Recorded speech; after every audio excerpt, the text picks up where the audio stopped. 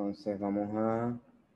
Déjame abrir aquí el taller.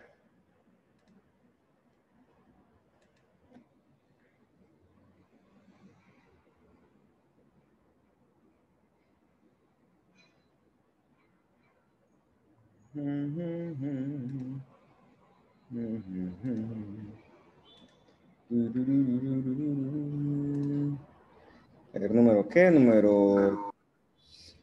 Listo. No, profe. Vamos entonces a cerrar esto por acá. Listo, entonces vamos a comenzar con el grupo 6. El grupo 6 es Joanny Cáceres. Aquí, profe. Ajá. Es de Melanie Hudson. Aquí. Y de Whitney Pérez. Aquí, profe. Vamos a ver qué pregunta les tocó a ustedes de interesante. A ver por acá. Dice.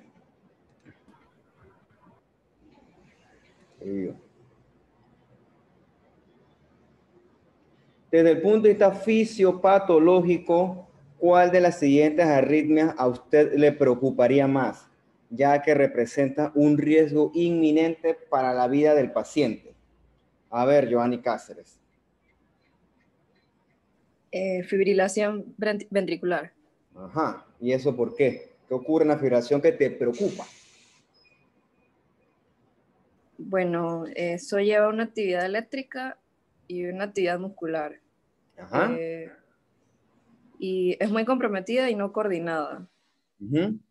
Con alteración grave del gasto cardíaco y lleva a una muerte súbita. ¿Y por qué en la fibrilación ventricular hay una alteración grave del gasto cardíaco?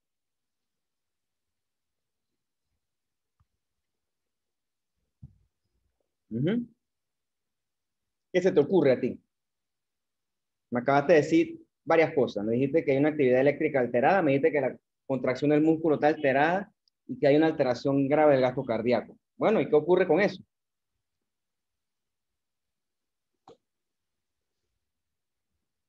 O a ver, alguna de tus compañeras que...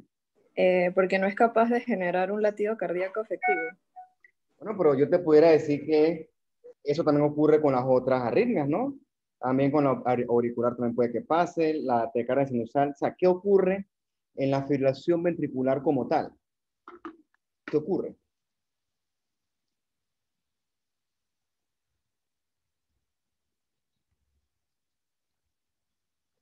Bien, te lo pongo así. El ventrículo izquierdo, ¿hacia quién le da sangre? ¿A qué vaso?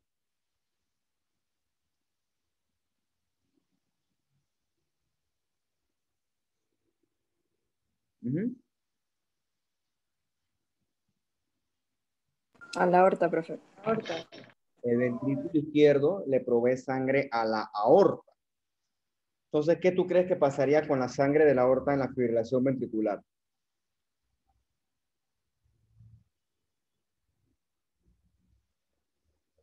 No hay bombeo sanguíneo. No hay bombeo sanguíneo. Bueno, puede que no haya bombeo, ¿no? Más que no haya bombeo, puede que el bombeo se va a alterar. Porque el corazón, en vez de latir como el tuyo, sístole, diástole, sístole, diástole, sístole, diástole, sístole se contrae, diástole se relaja. Ese es un corazón que anda todo por su lado. Entonces, ¿cómo te lo digo yo para que lo entiendas? Eso es como si tu carro se queda flat y tú vas a la bomba y le echas la cantidad de aire que a ti se te ocurra. ¿Ok? Así, de forma aleatoria. O sea, lo que tú vas a hacer en la bomba no va a arreglar nada, porque tú tienes que proveerle a tu carro la cantidad adecuada de aire, dependiendo del tipo de llantas que tengas. O otra cosa, sí, tampoco es echar aire por echar aire, tienes que corregir la causa para que el acto sea lo más coordinado posible. Entonces, en un corazón con una fibrilación ventricular,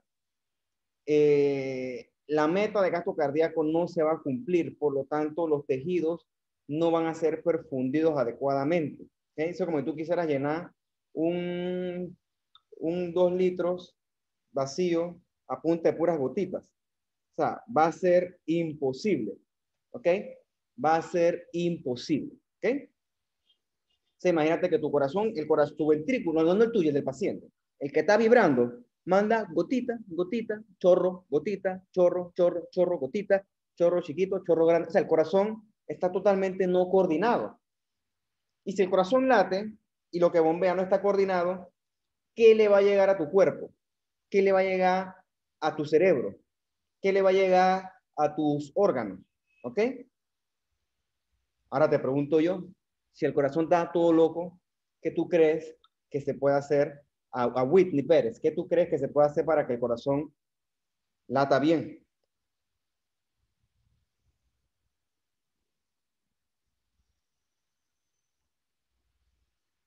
¿Qué te ocurre? Si el corazón está fibrilando, ¿qué tú crees que hay que hacer para corregirlo? Porque definitivamente, ¿no? Si no se corrige, pasa lo que acaba de decir tu compañero, el se va a morir a otro nivel, es inminente. ¿Qué crees, Whitney? ¿Qué te ocurre? Sí, no, equivócate, pues no importa si te equivocas. Pero esto es un tema de razonar, de pensar desde el punto de vista... Profesor, ¿sería un desfibrilador externo para ayudar al corazón? Correcto, ¿no? Si el paciente está fibrilando, al paciente hay que desfibrilarlo. Entonces, esa desfibrilación es una cantidad de corriente que se mide en joules, que ahorita no me acuerdo cuánto es, que lo que hace es prácticamente, pues, resetear al corazón. ¿Ok? Resetear al corazón.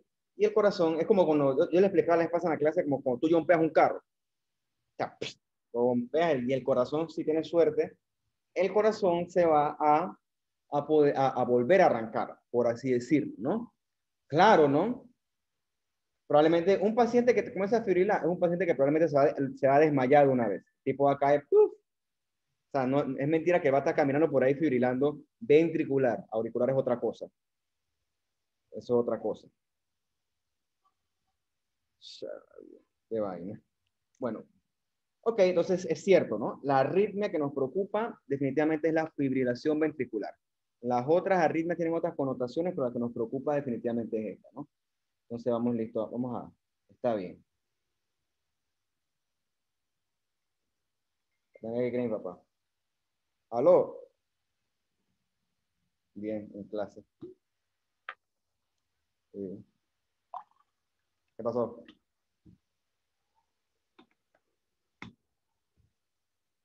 Ajá,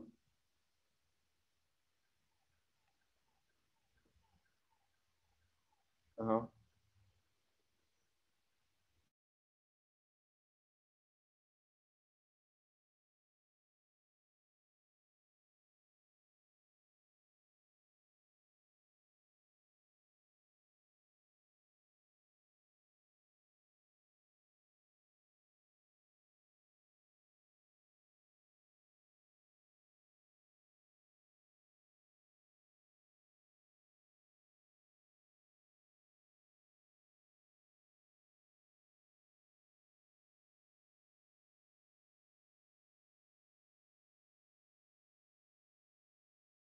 ¿Quién me mutió?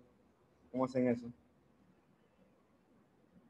Ok, entonces definitivamente, ¿no? El tipo que se va a morir, el paciente que se va a morir es el paciente que haga una fibrilación ventricular, definitivamente. Y hay que desfibrilarlo, eso es una urgencia verdadera. Hay otras, ¿no? Está la taquicardia supraventricular, taquicardia ventricular sin pulso, la sistolia, la actividad eléctrica sin pulso, pero entre las arritmias, le llaman arritmias letales, que como les dije, ¿no? Ustedes van a conocer cuando es un curso de BLS, una de esas es la fibrilación ventricular, es un ritmo de muerte, le dicen eso, le dicen a eso. Veamos qué más hay por acá. Vamos a pasar con el grupo 7. En el grupo 7 está Vianey Camargo. Una Camargo que me chateó que dice que no iba a poder venir. No sé si es ella. Sí, Hay una profe, Lani Jaén. me acaba de decir que no se puede conectar todavía. Lani Jaén.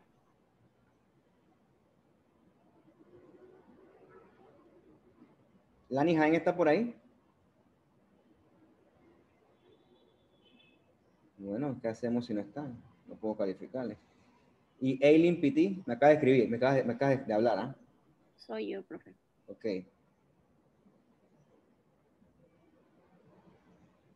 Entonces, a ti te va a corresponder contestar esta pregunta, ¿no? Entonces, aquí dice, desde el punto, no, esta es la misma. ¿Cuál de las siguientes arritmias se relaciona con el desarrollo de stroke o de enfermedad cerebrovascular? ¿Cuál tú pusiste?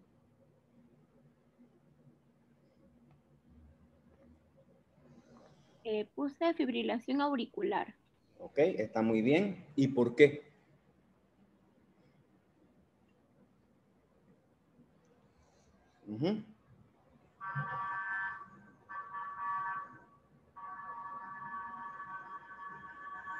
¿Por qué? ¿Por qué la fibrilación auricular se relaciona con eso?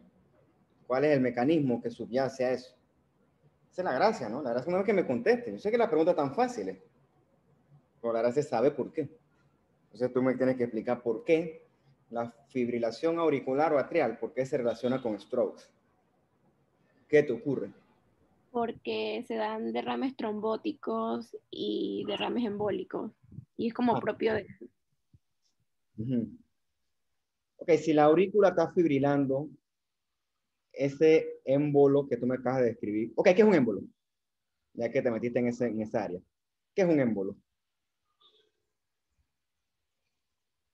Es una masa sólida, puede ser líquida o gaseosa que se libera dentro de los vasos. Correcto. Eso es anormal. En tus vasos nunca debe haber nada sólido, nada que no sea sangre circulando. Cualquier cosa que esté en tu sangre circulando es mala. Entonces, en el caso de la fibrilación auricular, ¿a dónde tú crees que el émbolo puede llegar a parar?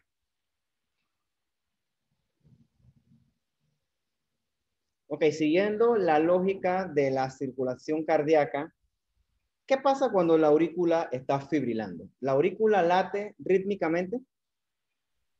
Sí, Sí.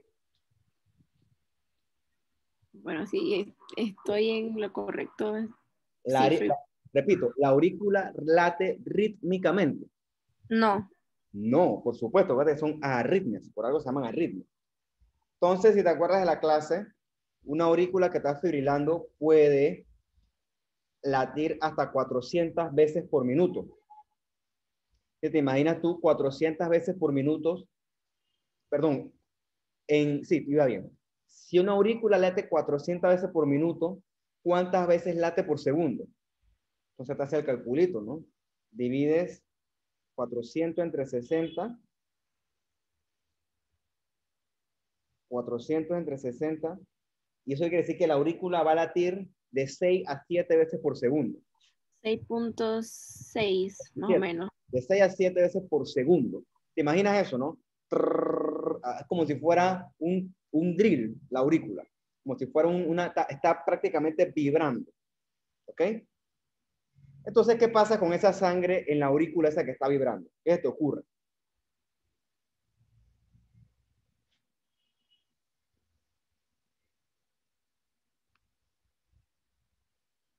¿Mm? ¿Es normal eso? No, pienso que no. Exacto, yo tampoco pienso que no, porque Dios mío. Te lo pongo así. La aurícula, ¿a quién le bombea sangre? La aurícula izquierda. ¿A qué cámara le bombea sangre? Siguiendo el ciclo cardíaco normal, la sangre de la aurícula izquierda, ¿a dónde pasa? En condiciones normales.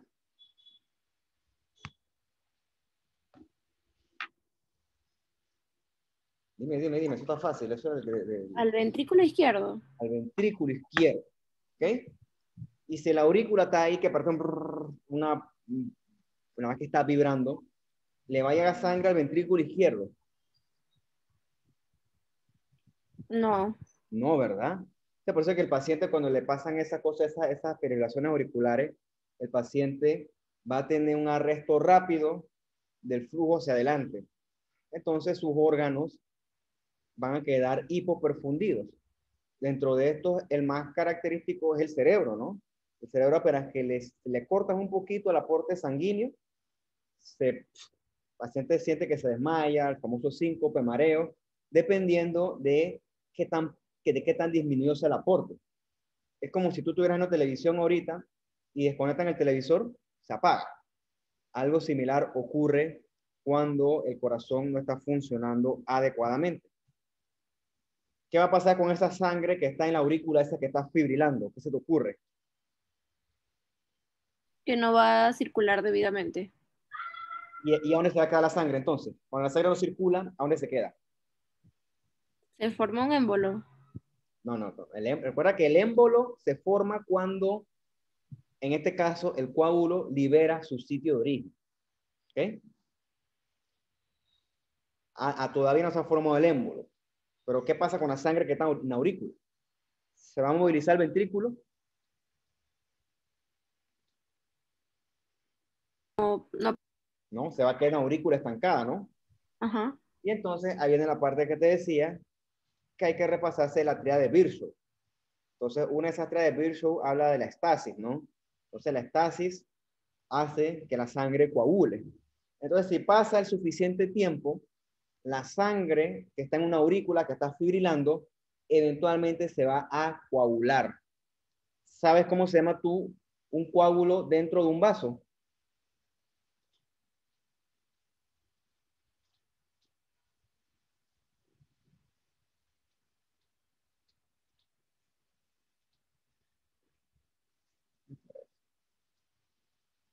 ¿Sabes cómo se llama? Y no es un émbolo, es lo que pasa antes de que ocurra el émbolo. Un trombo. Correcto, no. Un trombo. Se puede formar un trombo en la aurícula. Obviamente el corazón, la aurícula no va a fibrilar eternamente. ¿Qué tú crees que pase cuando la aurícula vuelva y arranque de nuevo? Que eventualmente lo hace. A veces demora mucho, demora poco, pero eventualmente lo hace. Vuelve y arranca y puede volver a ser un latido eficiente. ¿Qué va a pasar con ese trombo? Vuelve a circular. En orden, primero, ¿a dónde pasaría? Si está en la aurícula izquierda. Al ventrículo derecho. Izquierdo, perdón. Ajá, izquierdo. Y una vez que el ventrículo izquierdo ven que ¡puf! Lata, ese ahora es un émbolo ya, porque ya viajó desde su sitio de origen a dónde se va a ir ese émbolo. Del ventrículo hasta dónde.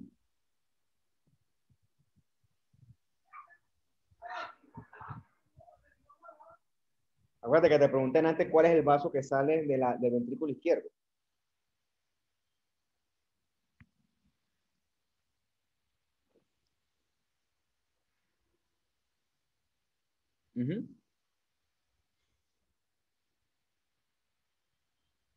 ¿Cuál es el vaso que sale del ventrículo izquierdo?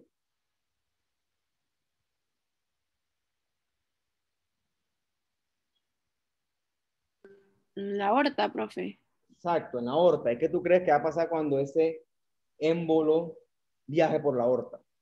¿Qué crees que pueda pasar?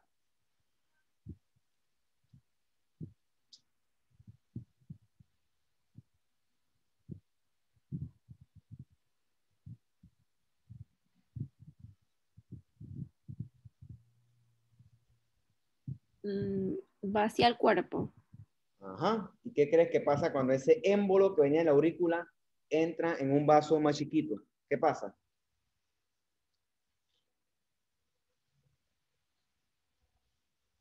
¿Qué crees que pasa? Acuérdate que el corazón tiene un calibre muy grande y tus arterias periféricas tienen un calibre chiquito. ¿Qué crees que pasa cuando un émbolo del tamaño de una aurícula izquierda entra en un vaso chiquito? ¿Va a pasar libremente? Se llega a destruir. No, ojalá se destruyera. Si se destruyera, fuera bueno porque entonces no va a obstruir, la palabra obstruir. ¿Okay? Si se destruyera, el émbolo no se degrada y entonces no obstruye. Eso será bueno. Pero lamentablemente el émbolo no se degrada y entonces llega y viaja y a donde viaja se aloja y entonces a donde se aloja va a obstruir. ¿Y qué le pasa a un órgano o a un tejido al que tú lo obstruyes? Un vaso. En este caso es un vaso arterial porque viene de la aorta. ¿Qué le pasa a ese tejido? ¿Qué tipo de daño sufre?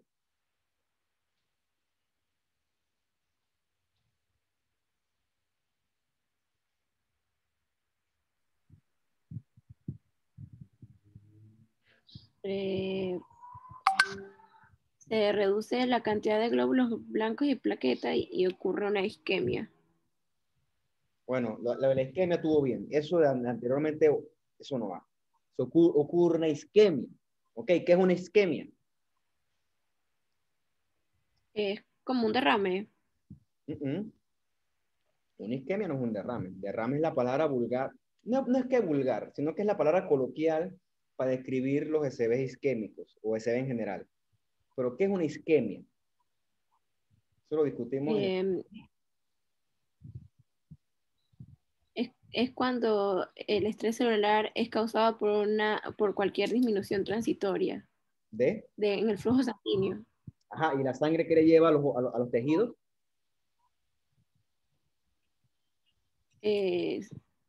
También luego de eso es una disminución del aporte del oxígeno. Eso, la sangre le lleva a los tejidos oxígeno.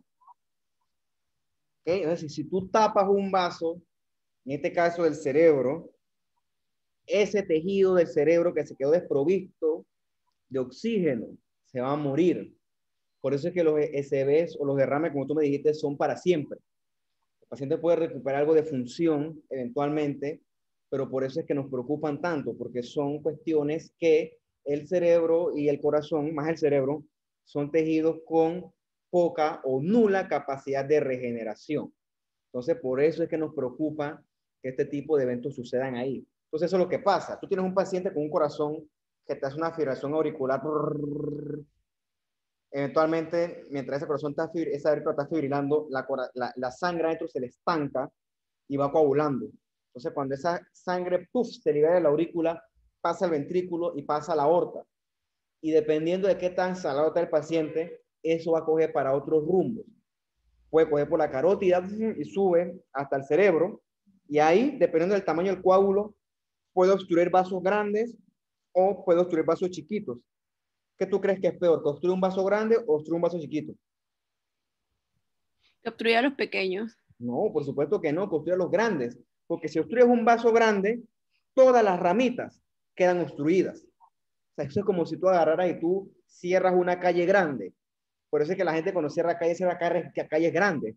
La gente no cierra veredas, la gente cierra calles grandes porque eso es lo que alimenta a las calles chiquititas.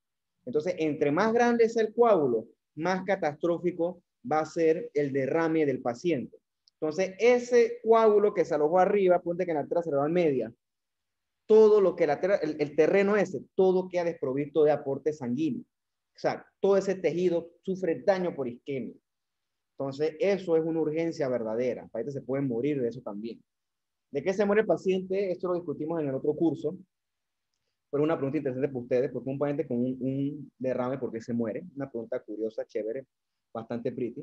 Bueno, así es mito como eso viajó hasta el cerebro. Puede viajar hacia el intestino, hacia la arteria mesentérica y ocurre un daño similar. Puede viajar hasta el riñón, hasta la arteria renal y ocurre algo similar. Y ahí te vas, ¿ok? Entonces, esa es la razón por la que ocurren los SBs, claro, en este caso de etiología isquémica / tromboembólica. Hay otras, ¿no? Hay hemorrágicos, pero este probablemente es el más común que existe. ¿Ok? ¿Cómo se trata esas cosas? Eso lo vamos discutiendo sobre la marcha, pero bueno, igual como nosotros esto es fisiopatología pura, no es medicina clínica, pero bueno, es para que tú tengas una idea, que es verdad, ¿no? Tú tienes la idea de por qué ocurre, pero es importante desarrollar por qué ocurre. Pero está bien, yo estoy aquí para pulirle los conocimientos a ustedes, ¿ok? Entonces, muy bien, vamos a pasar. Oye, tus compañeras no están, nada más está, digo, Lani, Jael no está. Yo no le puedo reconocer los puntos en base a eso. Se lo haces llegar, por favor. Vamos a pasar con el grupo 8, entonces. Ok, Aileen Petit, muy bien. Está ahí Naomi Campbell. Sí, profe. Natalie Jurado.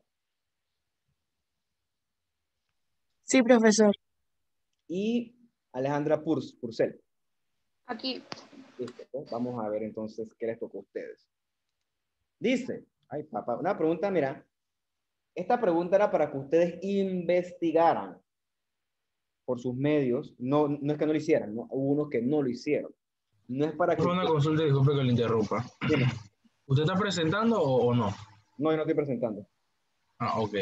Yo nada más estoy leyendo las preguntas. Era para que ustedes investigaran cómo se forma la placa de ateroma.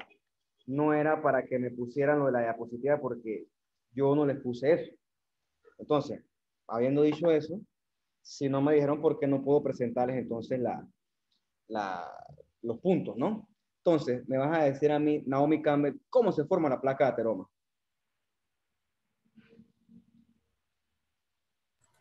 Voy, profe.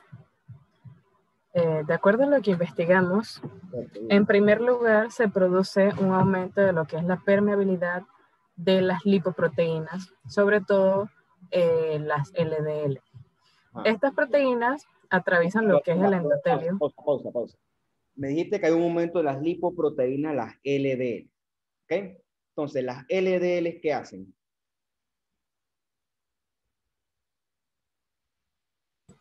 Aumentan. Ok, pero ¿qué hacen las LDL de especial? ¿Cuál es la función de las LDL? Transportan lo que es el colesterol. Ajá, hacia los tejidos periféricos. Ajá. En este caso, las arterias coronarias, pues y ahí se depositan. Dale, sigue. Ok, estas proteínas atraviesan lo que vendría siendo el endotelio y acompañan a los monocitos que se adhieren a la capa íntima de las arterias. Y esta capa se inflama por los monocitos. Ajá. Luego, si no hay muchas lipoproteínas, los macrófagos captan todas las que no se han oxidado y se modera lo que es la reacción inflamatoria. Sin embargo, si son muchas las lipoproteínas LDL que se han congregado en la zona de los macrófagos, se transforman en las células espumosas antes citadas. Luego, las células espumosas acaban por estallar y forman una masa de macrófagos muertos que vendría siendo el colesterol, ácidos grasos, triglicéridos y restos de lipoproteínas de un color amarillento, que unido a la inflamación local de la capa íntima, reduce mucho lo que es la luz de la arteria, lo que técnicamente se conoce como estenosis. Esto, sumado a la aparición del colágeno en el punto de la lesión, que atrapa la masa formada en lo que acaba formando como una placa, que vendría siendo la placa de ateroma. Ok.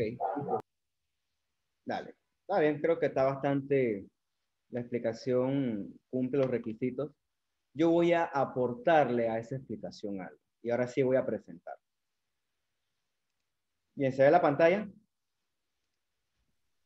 Aún no veo, profe. No se ve. Vamos a ver qué. No, profe. No. Share screen.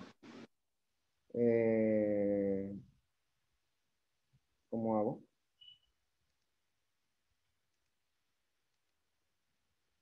Tengo que poner que dice share screen aquí, ¿no? Sí, profe. Ahí te Ah, ya vi. Ya. Ok. Ahora sí, ahora sí. Sí, profe. Sí, ahora sí. Ahora se va a presentar, ¿no? Que es prácticamente lo que dijo la compañera, pero yo voy a usar unos dibujitos para explicárselo. No voy a hacer mucho detalle porque realmente esto es más del curso de patología, pero es cierto que si yo estoy hablándoles a ustedes de... Carajo, quiero quitar esto de aquí. Ay, Dios mío. Pero si yo quiero a ustedes hablarle de esto, tengo que, aunque sea, orientarlos al respecto. Si puedo quitar esto de aquí, y está difícil.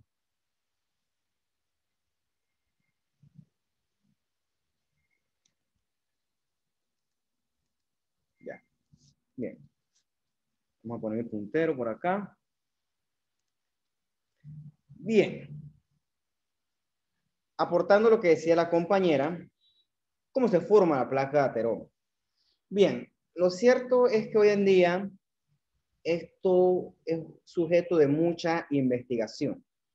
O sea, esto es una ciencia teórica basada en evidencia, pero no es una ciencia perfecta.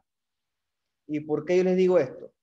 Porque si esto fuera una ciencia perfecta, nosotros hoy en día no sufriríamos de aterosclerosis. La gente ya no se moriría de infartos y por lo tanto no sería la primera causa de muerte a nivel mundial las causas cardiovasculares. Y sí lo siguen siendo, ¿ok? Y eso aplica también para nosotros, para Panamá. Si tú te buscas la estadística de la mortalidad a nivel anual, las causas de mortalidad, la número 1 es la causa cardiovascular. O sea, todo lo que se relaciona con aterosclerosis, infartos, hipertensión, nuevamente los SBs, todas esas son causas cardiovasculares, que todas convergen en este asunto, en la aterosclerosis, que lamentablemente es un azote, y le digo azote porque es una cosa que nosotros no podemos manejar. Como yo le decía a los muchachos en el momento de la vida, realmente con los avances de la ciencia y la tecnología, hay pocas cosas que a nosotros nos azotan hoy en día. Las cosas que nos azotan son estas que le estoy diciendo yo, las cardiovasculares. La otra que nos azota es el cáncer, ¿ok? Porque el cáncer es otra cosa que es un misterio de la vida, un misterio total. Y el SIDA, ¿ok? El VIH-SIDA. Esas son las 3 cosas para las que yo les puedo decir que hoy en día no hay causa, digo, no hay cura, lamentablemente. Hay manejo, pero no hay cura. Claro, ¿no? Habrá otras enfermedades más random, más raras, pero bueno, como son raras, no son tan importantes desde el punto de vista de salud pública. Pero esas 3 que sí. No contento con eso, a esa suma una cuarta, que ahorita es el COVID, ¿no? Pero tranquilo, el COVID se va a ir. COVID yo no creo que se vaya a quedar mucho tiempo. Va a cambiar y todo, pero nunca como esta, ¿no? Entonces,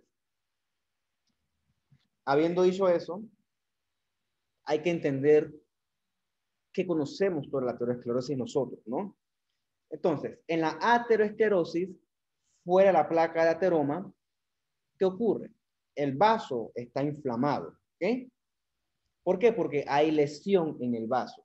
Y cuando nosotros veamos patología, o ustedes, el que sea que se las dé, un pilar de la patología, un pilar de un individuo enfermo, es la inflamación.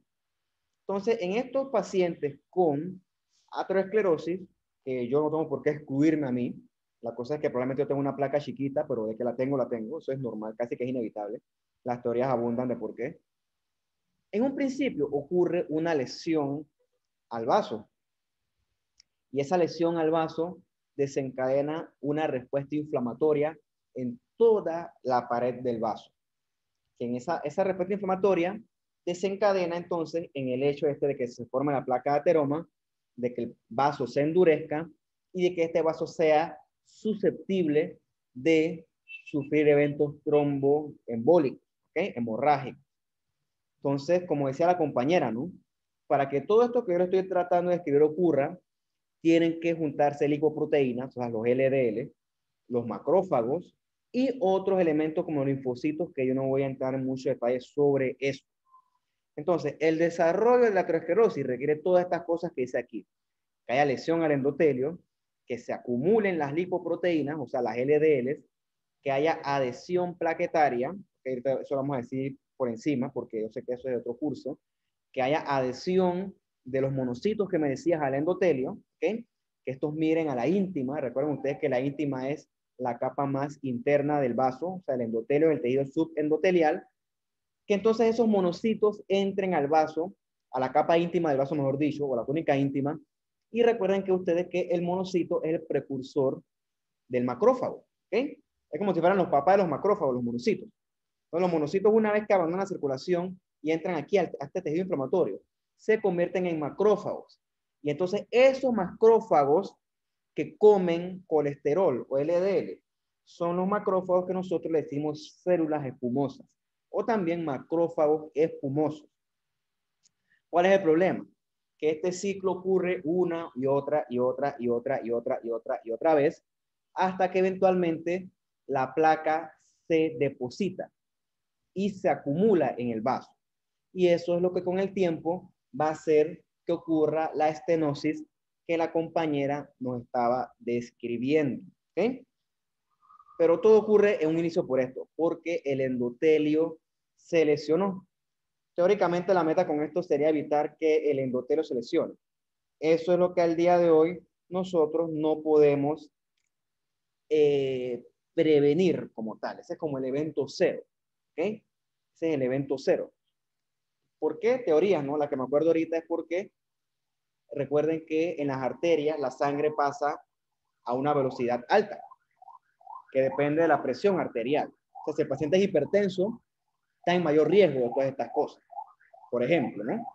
Entonces, sumado a esto, una dieta alta en grasas, porque el sustrato de la placa de ateroma es la grasa, ¿no? Es el colesterol que se deposita gracias a los LDLs que comentaba la compañera. Entonces tenemos aquí un endotelio que está lesionado, que pasa a ser teóricamente un endotelio que no funciona bien. Como dice aquí, es un endotelio disfuncional.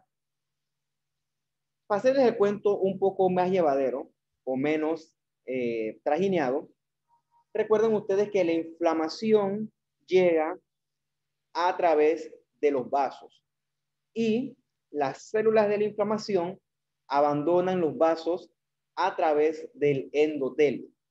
Eso es normal.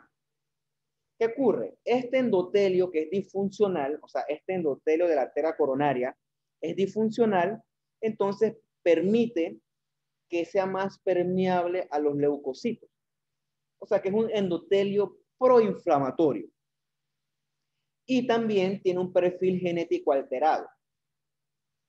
Regresando a la pregunta anterior, el endotelio debe ser antitrombogénico, porque si el endotelio no fuera así, a nosotros se nos formaran coágulos dentro de los vasos y eso es completamente anormal. Entonces nuestro endotelio, que es funcional, tiene mecanismos para evitar que dentro de nuestros vasos se formen entonces estos coágulos, ¿ok? Eso se llama un perfil antitrombogénico del endotelio. Todas estas cosas que yo les trato de decir hasta ahora están alteradas en el paciente con ateroesclerosis, ¿ok? Entonces, todas estas cosas inciden, ¿no? Paciente hipertenso, un paciente con alteración de los lípidos, paciente con tabaquismo y un paciente con un perfil inflamatorio de fondo. ¿Qué ocurre? Es como cuando usted va al río y usted pone una piedra en la corriente, ¿ok? Cuando usted pone la piedra, el flujo se altera. O sea, si tú haces una represa, el flujo cae más rápido, ¿ok? Algo similar ocurre en las arterias de la persona que sufre de ateroesclerosis. Entre más prominente sea la placa, más turbulento va a ser el flujo. Bastante similar a lo que ocurre si usted va a un río y se pone a acumular piedritas, y al final hace una represa. Ahí, hasta que tú pongas la última piedra, el flujo va a ser más turbulento, ¿ok? Hasta que finalmente obstruya todo. Algo similar ocurre en la ateroesclerosis. Entre más se deposita placa de ateroma, más turbulento va a ser el flujo sanguíneo y ese flujo turbulento va a predisponer a muchas cosas. Entre esas cosas lo que predispone es a que haya mayor lesión endotelial y esa lesión endotelial lo que hace es volver a retroalimentar todo el ciclo que yo les estoy tratando de describir. Ahora sí, la parte de las grasas, ¿no? Por eso le pregunté a la compañera qué hace el LDL, ¿okay? Porque es importante conocer qué hace él para entender qué es lo que ocurre aquí. Usted sabe que los lípidos no son solubles en agua. Entonces los lípidos no es que viajan en nuestra sangre solitos. Todos ellos viajan unidos a un transportador, ¿no? Eso le llaman las apoliproteínas o las apoproteínas. Bueno, en estos pacientes con aterosclerosis, esos transportadores de lípidos, o sea, esas apoliproteínas o apoproteínas, también están defectuosos, ¿ok? Eso se relaciona, por ejemplo, con factores de riesgo de base, como el paciente diabético o el paciente con alcoholismo. Son pacientes que tienen deficiencias para el transporte adecuado de lípidos, obesos, hipertensos, tabaquismo. Todas esas cosas inciden en este asunto. Entonces, esa alteración en el transporte de lípidos causa aumento del LDL. Si el LDL aumenta, se va a hacer o va a haber un mayor depósito de colesterol en los tejidos periféricos. Admitir. Si el HDL disminuye, HDL lo que hace esencialmente es agarrar ese colesterol de los tejidos periféricos y llevarlos de vuelta al hígado para que el hígado los metabolice y los deseche.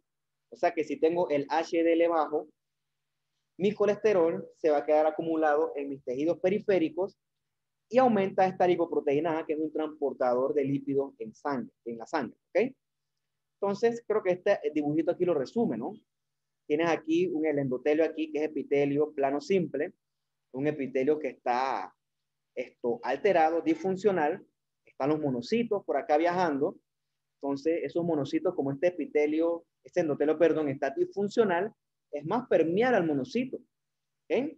Entonces, aquí se comienza a depositar el colesterol de la dieta, que es cierto, no puede haber una dieta completamente libre del colesterol y ser al mismo tiempo una dieta balanceada.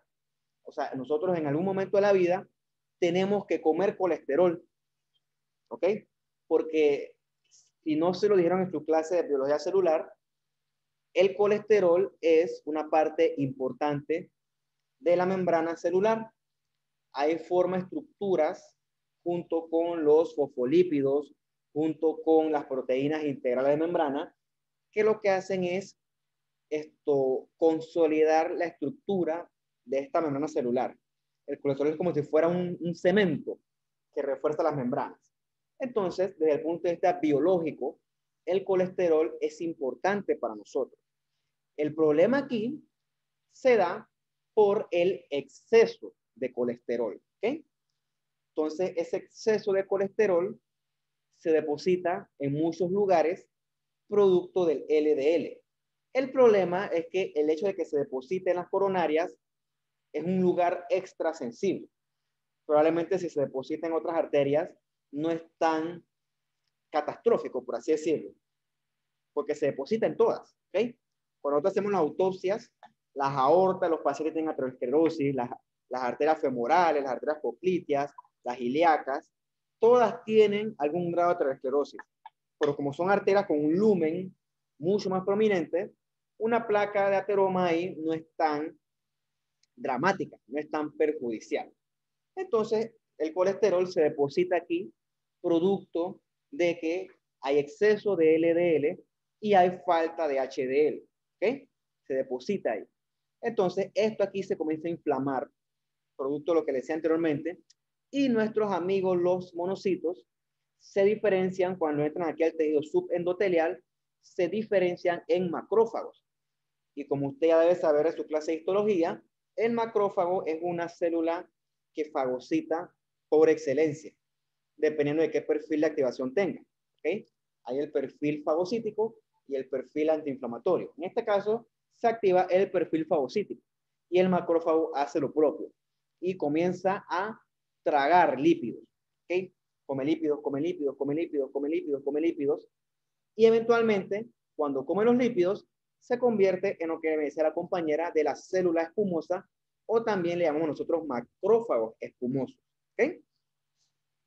Eventualmente esos macrófagos espumosos se comienzan a acumular. ¿Por qué? Porque el paciente a todo esto sigue consumiendo una dieta alta en grasa. Y esa grasa toda se acumula en muchas partes, siendo especialmente sensitivo el hecho de que se acumula en el tejido subendotelial de las arterias coronarias. Y eso sigue pasando por años. ¿Okay? En un principio es relativamente inofensivo, pero el problema es cuando este asunto se prolonga por mucho tiempo. Ahí se convierte en un problema. ¿Okay? Esto no tiene mucho que ver con ustedes ahorita. Esto depende de la severidad. La severidad esencialmente ocurre en función del tiempo. Esto habla mucho aquí de la... Ok, ¿qué ocurre, no? ¿Qué ocurre? Para hablar un poquito de esto ya para terminar, que todavía estamos un poquito corto de tiempo. El paciente que consume muchas grasas va a estar en un estado que le llaman hiperlipidemia, ¿ok? Exceso de colesterol, entre otras cosas. Alto LDL, bajo HDL. Y entonces eso altera la función del endotelio y aumenta estos ROS. Los ROS son reactive reacciones, ¿cómo es en español? Especies reactivas de oxígeno, ¿ok? Esas especies reactivas de oxígeno son tóxicas para las células de muchas formas. Hay unas que provocan daño celular directo, pero en el caso de las coronarias, entre otras cosas, evitan o alteran la acción vasodilatadora del óxido nítrico, ¿okay? Alteran esa función.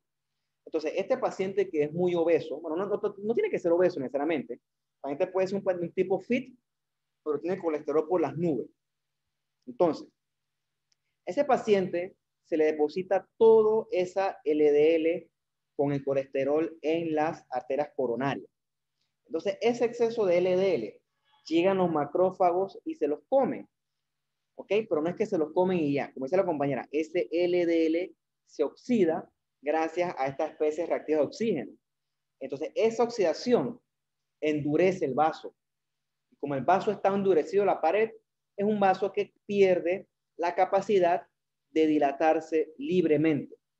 Entonces, por sí mismo, ese LDL que se oxida lleva a que el vaso entre en un perfil más proinflamatorio, ¿ok? Se liberan factores de crecimiento, citoquinas que llaman más inflamación, y entonces todo esto altera la pared del vaso, ¿ok? Un problema todo esto, o sea, es realmente deleterio todo esto que ocurre. Al final del día yo creo que ya les expliqué básicamente esto, no ocurre esto. ¿Qué pasa? El vaso se inflama y se convierte esto al final del día en un ciclo o en un círculo vicioso en la que la placa se inflama, crece, se inflama, crece, se inflama, crece, hasta que eventualmente, ¡pum!, se rompe. Y cuando se rompe, entonces llegan las plaquetas, que esa es otra pregunta que creo que viene más adelante, y entonces la placa eventualmente puede crecer lo suficiente para llegar a obstruir el vaso como tal, y entonces eso hace que el paciente debute como tal con esto que está acá, ¿no? Con un infarto. Esencialmente eso. No voy a entrar en mucho detalle porque lo otro me extiendo con otros términos que antes de entender esto hay que hablar de la inflamación, etcétera, y entonces después esto se pierde la continuidad del curso. Pero miren, por ejemplo, esto es una aorta, ¿ven? Ven esta cosa toda amarilla, todo eso es placa de ateroma. Lo que pasa es que la aorta no le afecta porque la aorta tiene un diámetro bien grande, a diferencia de la coronera que es chiquitita. Entonces, la coronera se obstruye con mucha más facilidad, pero es para que sepan que las otras arterias también se obstruyen gracias a la aterosclerosis, ¿no? Todas estas son aortas que están llenas de aterosclerosis, pero esencialmente en estos sitios es inofensivo. Entonces, la otra cosa que yo les quería enseñar con respecto a esto es que en los vasos ocurren cambios que uno ve, ¿ok? Eso se ve acá. Vamos a proyectarles acá para que lo vean también. Zoom, zoom, zoom, y entonces proyecto acá. Yo les quiero enseñar mi Safari. Ajá, Safari. Entonces vamos a abrir aquí el Path Presenter.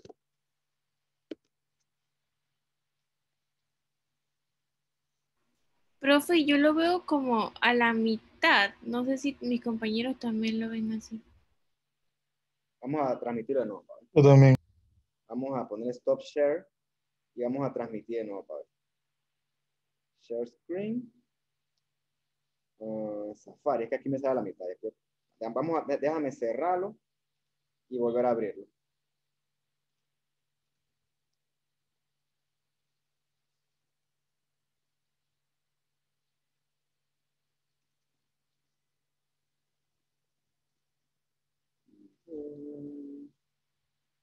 Sí, no sé por qué me sale a la mitad. Sale como el... Sí, ya... bueno, no importa. Puse esta misma acá. Entonces yo dije que yo quería transmitirles mi PowerPoint. ¿Qué pasó aquí? Bueno, me enredo un poco, la verdad. Vamos a ponerle pausa aquí a esto. Y entonces vamos a compartir esto. Bien. Quería enseñárselos en tiempo real, pero como será hasta la mitad, creo que no voy a poder. Ah, ya sé lo que voy a hacer. ¿Se ve la pantalla? Sí, profe. Voy a usar esto aquí. No importa, no hay tanto detalle, pero es para que ustedes se hagan una idea. Bien, esto que está aquí es una arteria coronaria, ¿no? Entonces ustedes ven que todo está lleno de tejido rosado y ven que la luz del vasito está chiquitita. La luz prácticamente debería ocupar todo, pero no. Se ha depositado todo este exceso de material que lo que hace es obstruir la luz del vaso, en este caso la coronaria. Esto que usted ve aquí es tejido inflamatorio que se cicatriza, por eso que se ve rosado, pura fibrosis. Aquí hay colesterol, esto es colesterol. Si bajáramos con más aumento, veramos los macrófagos, después se los enseño sin falta, y también se calcifica. Eventualmente, esa placa de ateroma, yo creo que lo puedo hacer aunque sea la mitad. Total que yo voy a hacer zoom. Por mientras, después busco cómo corregir ese problema.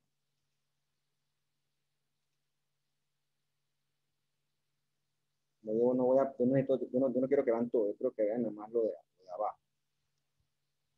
Ay, quítate, por Dios.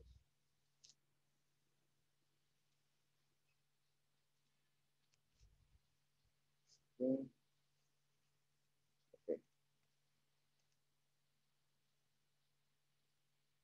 Vamos a ver si puedo. Si no puedo, se los enseño después.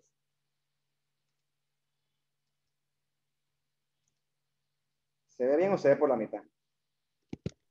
Ya se ve. Ahora sí, profe, ahora sí. Bien, profe. ¿Qué hice? ¿Usted qué hice? Lo abrí, lo cerré. Es que no tengo mucha experiencia con esto. Ahí voy aprendiendo. Aterosclerosis.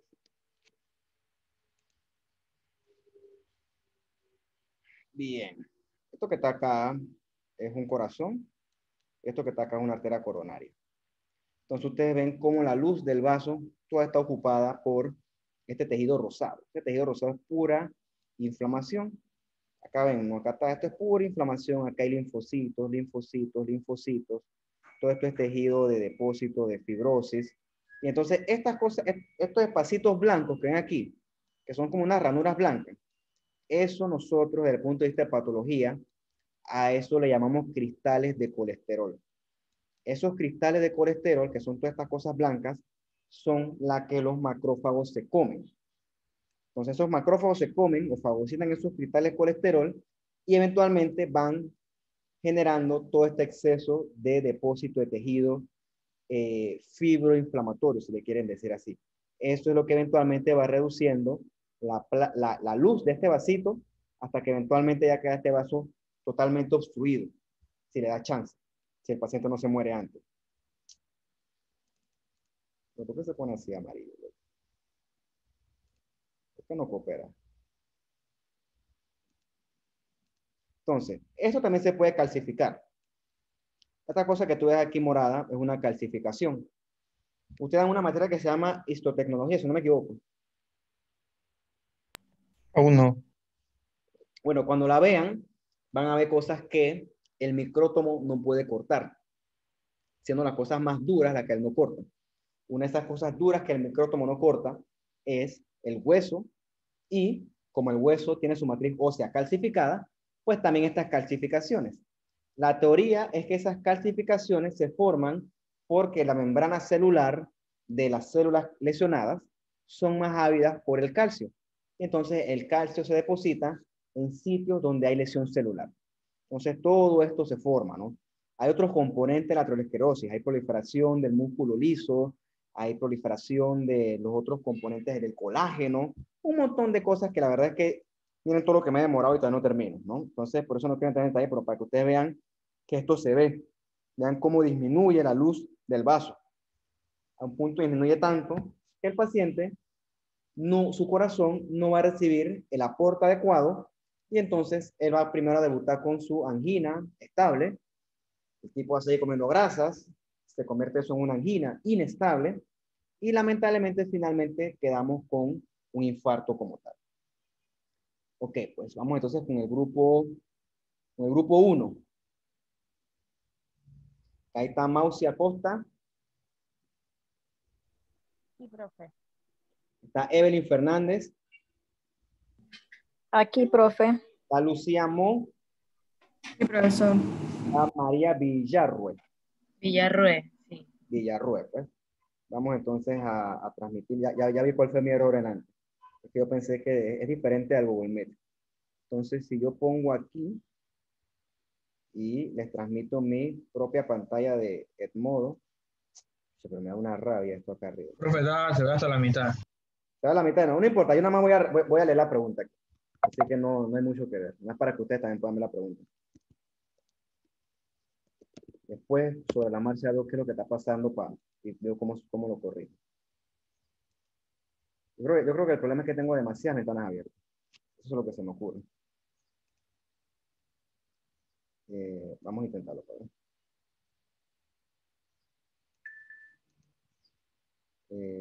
El Safari. ¿Se ve la mitad o se ve bien ya? A la mitad. Bueno, vamos a lo mismo, ¿no? Stop sharing y no share. ¿Ahora? Mitad. Igual. La mitad. Bueno, si sigo pegando con eso no voy a poder. No importa, solamente es para leer la pregunta ya. Que ustedes también la deben tener por allá.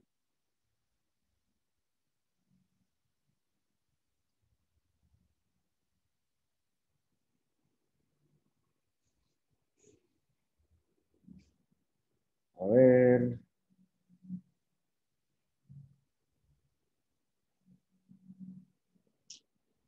Fastidio, ¿no?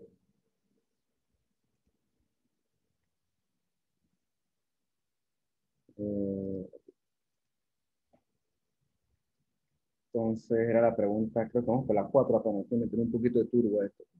Me muere mucho con la esclerosis. Dice aquí, un hombre obeso de 50 años se encuentra subiendo las escaleras de un edificio, ¿ok? Al segundo piso, o sea, el men no aguantó nada. Tiene que detenerse ya que le molesta el pecho. Al descansar, las molestias mejoran, ¿ok? Este individuo sufre probablemente de, a ver, ¿qué pusiste, María Villarruel? Un tipo que está subiendo, ya no estoy transmitiendo. El tipo, un piso aguantó y al segundo piso lo cogió el dolor. ¿Qué tú crees que ese señor puede estar sufriendo? ¿Me escucha? Alto y claro. Ok, bueno. Angina estable. Ajá. ¿Y por qué angina Ya estable? que en reposo él se sentía bien, ¿no? Entonces cuando empezó a subir las escaleras, empezó a sentir el dolor en el pecho. En cambio, no podría ser la inestable porque la inestable, él siente el dolor aunque esté en reposo. Correcto, muy bien. Ahora te pregunto yo, ¿y por qué a ese señor le está molestando el pecho? ¿Qué está ocurriendo en su corazón que le está doliendo?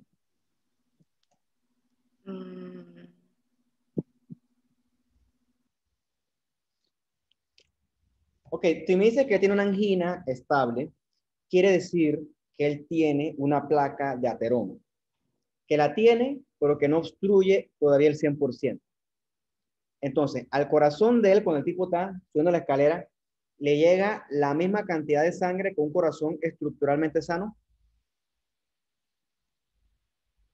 No, no está sano. Pero le llega la misma cantidad de sangre que por lo menos a ti. No. No, ¿verdad?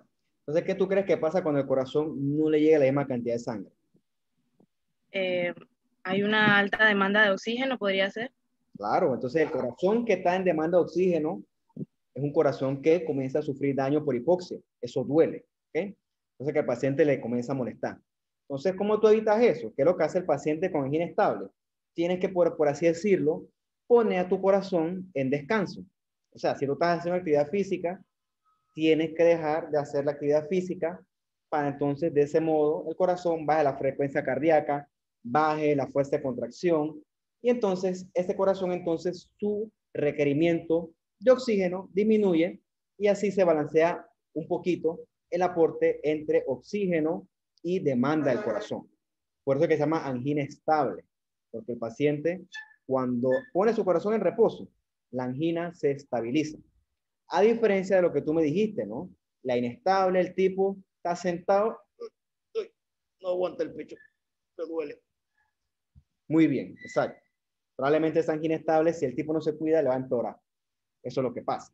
Hasta que hacen un infarto si no utilizan profilaxis. Pero está bien, tienen el concepto muy bien. Listo, vamos para con el siguiente grupo.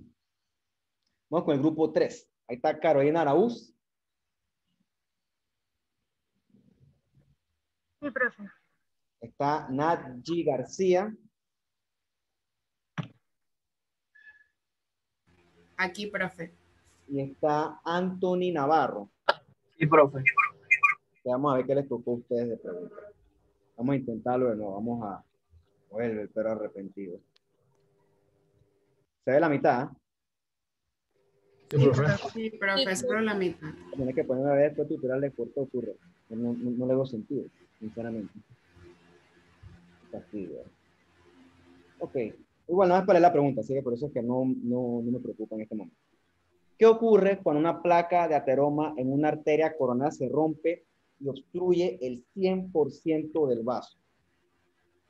A ver, ¿qué pusiste tú, Antonio? O sea, la placa se rompió, ¡puf! Y el vaso se tapó todo. ¿Qué crees que ocurre? Puse que es posible, probable que un paciente sufra infarto. Ajá, ¿y por qué? ¿Por qué va a sufrir un infarto el paciente?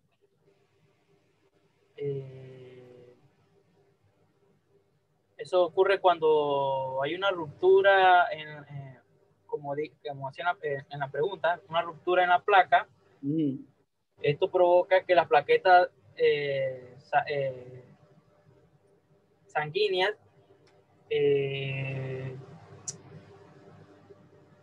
y otras sustancias formen como un coágulo, ¿verdad? En la sangre y bloquee la mayor parte. Vale. ¿Y qué ocurre con el corazón entonces? Pienso yo que hay como una obstrucción en, como digo,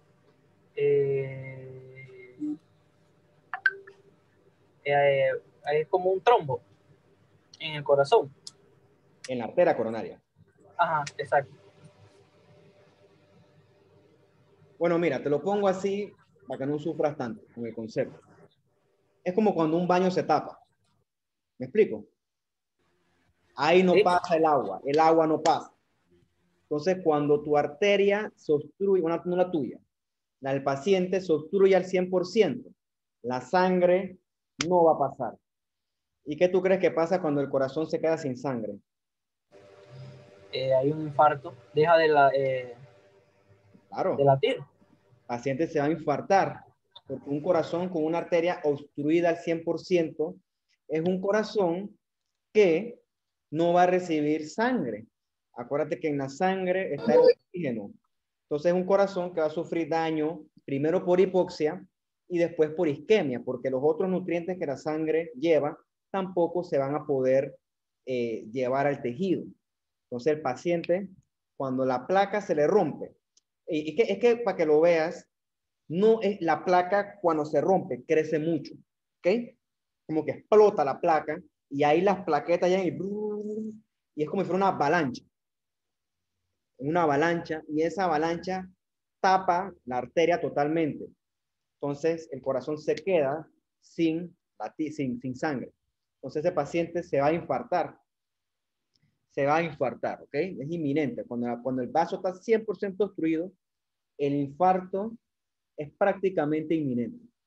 Lo más que tú puedes hacer ahí es tratar de disolver, si lo quieres ver así, lo más pronto ese coágulo para evitar que más tejido muera. Pero probablemente algo de tejido va a sufrir infarto. El paciente siempre queda con secuelas con un infarto, siempre. Puede ser leves, moderadas o fatales, ¿no? Pero sí, apenas que el vaso 100% queda todo tapado, ya esa es la antesala a un infarto. Por supuesto, ¿no? Dependiendo de qué vaso sea el que se infarte, el infarto puede ser más o menos sintomático y ahí te vas, ¿ok? Eso varía. Pero apenas que el 100% se obstruye, ya el corazón se queda sin aporte sanguíneo y entonces el tejido afectado sufre daño por hipoxia isquemia y ya es inminente que ocurra lo que nosotros conocemos hasta el momento como un infarto. Ok, listo, muy bien. Vamos con el siguiente grupo. El siguiente grupo es el de Ilse Blas. El 5. Sí, profesor. Ilse Blas, está Dania Hernández. Sí, profesor. Y está Kevin Ortega. Sí, profe. Vamos de nuevo, voy de nuevo con la pantalla para que me digan que no está hasta la mitad. Tiene fastidiado eso. La mitad, ¿eh?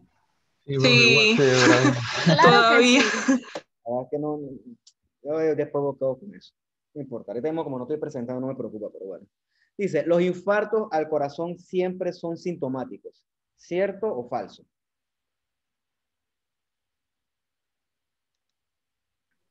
Bueno,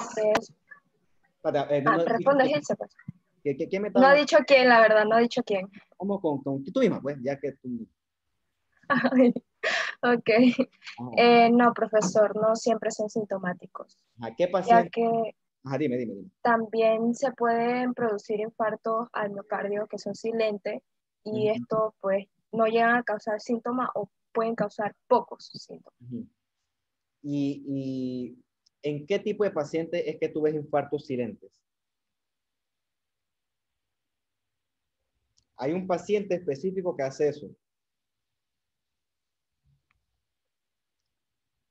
No son los pacientes que tienen que tienen la glucemia elevada. Está cerca. La azúcar, ¿no? Profe, los diabéticos, si no me equivoco. Diabéticos, exacto, ¿no? Los diabéticos, es que no hemos dado ese tema, porque ese tema no es de este curso, pero ¿cómo se los pongo yo para que sea masticable? ¿Alguno de ustedes conoce un paciente diabético? ¿O conocen algo de diabetes? Yo no, mi hijo es diabético. ¿Tu papá es diabético? Mi abuelo también. Bueno, te voy a preguntar una cosa, pero 100% profesional, no es por curiosidad. ¿A tu papá le han amputado algún miembro, algún dedo, algo así? Gracias a Dios, hasta el momento no. ¿Y tu papá ha hecho úlceras que sean difíciles de sanar? No, hasta el momento, gracias a Dios, no. Está bien controlado. ¿Alguno de ustedes conoce un paciente que por suerte, me alegro? ¿Alguno de ustedes conoce algún paciente diabético que haya hecho alguna de las cosas que les dije yo? Sobre todo las úlceras esas que son un fastidio. Sí. Sí, tú conoces, tú has visto.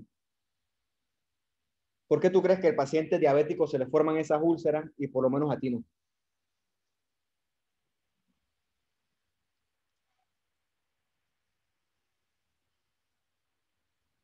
Bueno, también no tienes que contestarme porque eso ya corresponde con otros temas.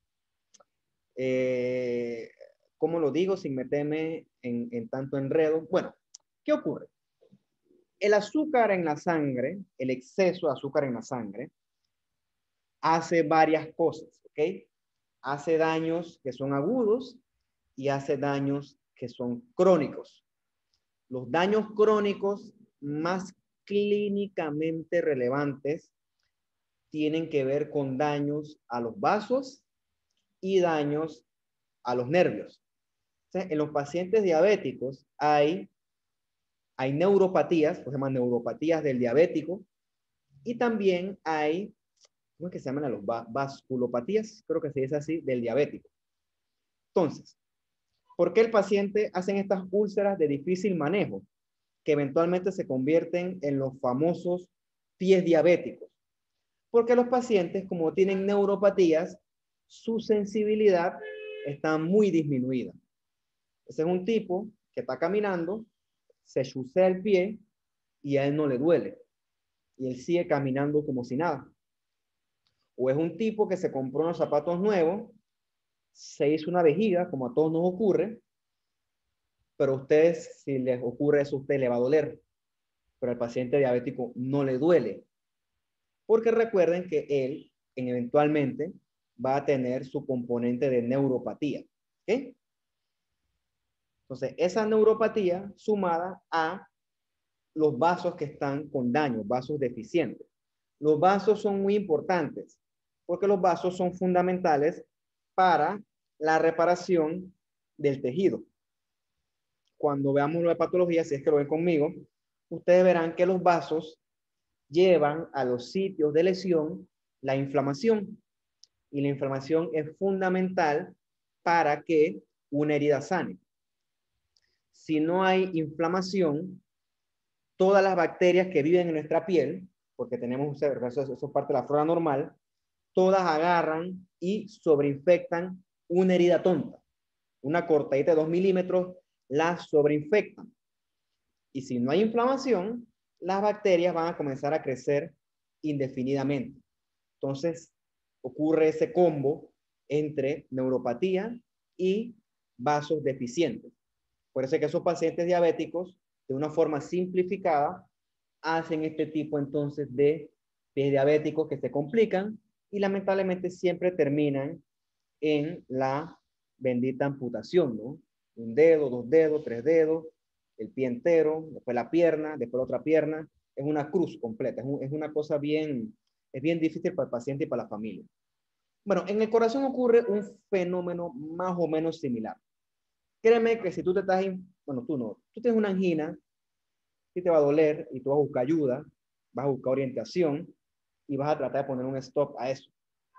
Bueno, el paciente diabético no siente dolor. Y si no sientes dolor, que esto no vas a estar preguntando si tienes algo que no te duele. Entonces, esos pacientes hacen angina asintomática. O sea, a ellos no les molesta, por lo tanto no toman medidas farmacológicas, no toman mayores medidas en la dieta. Entonces, tienes ahí una enfermedad que progresa, como los nervios están afectados, eso no es tan sintomático, y sí ocurre, está descrito, ¿no? Eso está descrito, eso es más medicina clínica que todo, pero algo habré leído alguna vez, que sí, está descrito que los pacientes diabéticos hacen estos infartos silentes. No le duele, el tipo está así como, bueno, no como yo, pero está en televisión en su casa, y está infartado y él ni por ahí, no se da cuenta. Cuando se da cuenta es porque el corazón se infartó, le hizo una falla muy marcada y ahí sí no tuvo de otra. Pero sí, eso es curioso, esos pacientes, eso está descrito. Entonces sí ocurre estos infartos asintomáticos, sí ocurren. Son raros, pero ocurren, ¿no? Para que ustedes sepan curiosidades, ¿no? Listo. Vamos entonces con el grupo 4. Ahí está Daisy Barrios.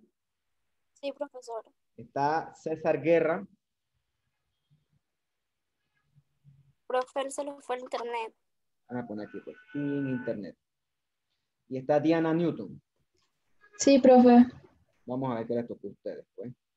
Vamos a intentarlo de nuevo. Share screen y comparto mi Safari. ¿Y sale la mitad? Sí, profe, la mitad. Sí, profesor. Ah, no, tengo que rendir porque ¿qué explicación le puedo buscar eso yo? Ya sé que tiene demasiadas páginas abiertas, profe. Yo creo que es eso. Creo que hay cosas que la misma aplicación no que tú enseñas. Yo tengo que leerme el manual. Bloquea. La verdad es que... A ver, ¿ahora? Ahora sí, profe. Y ahora sí se ve bien, ¿ah? Sí.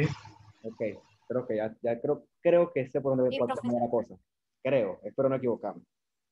Bien. Profesor, ¿no será porque minimiza demasiado las páginas? Puede ser por eso. Es que es por eso.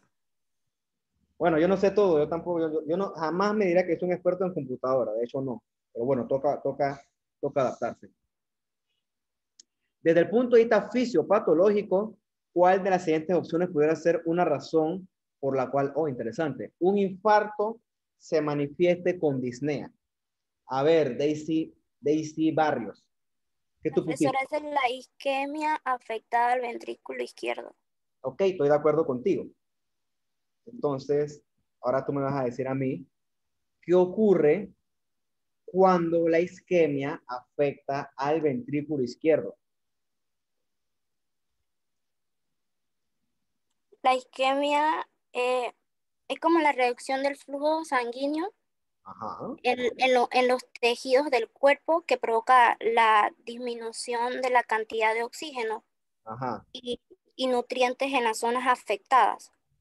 Entonces la disnea dificulta para respirar y esto se produce produce un daño en el corazón y esto reduce el gasto cardíaco del ventrículo izquierdo, causando insuficiencia del ventrículo izquierdo. Y como consecuencia esto daría edema pulmonar.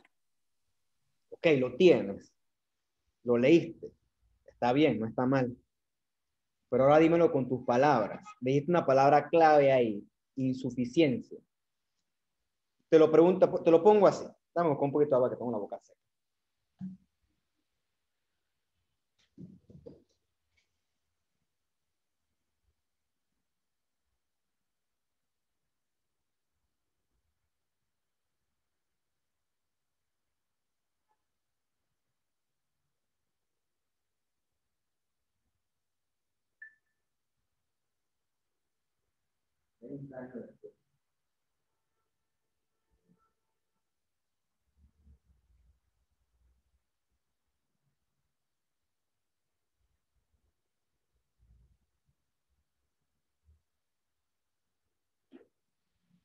Muy bien.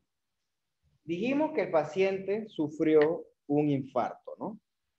Ok, es cierto que la disnea tiene muchas causas, ¿no? Por eso es que yo le pongo al principio de la cápite desde el punto de vista fisiopatológico, ¿ok? O sea, nosotros vemos hoy en día, en esta clase, vemos al paciente como si fuera una máquina. Eso es importante conocerlo en este curso. Aquí tratamos de no meternos en la parte clínica porque, primero que todo, porque no es su materia, no es su carrera. Y segundo, porque la parte clínica, que tampoco es mi fuerte, le mete muchas variables al asunto. Entonces, desde el punto de vista fisiopatológico, se infartó el paciente y el infarto tomó un área que irriga al ventrículo izquierdo. ¿Ok? Probablemente se infartó, se obstruyó la arteria coronaria descendente anterior izquierdo, que es la que irriga esa área. Ok, ese ventrículo infartado izquierdo va a latir adecuadamente. Daisy.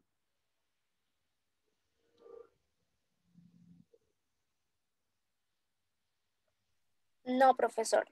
Ajá, estoy de acuerdo. No va a latir adecuadamente. Y si ese ventrículo no late adecuadamente, ¿dónde se va a quedar la sangre?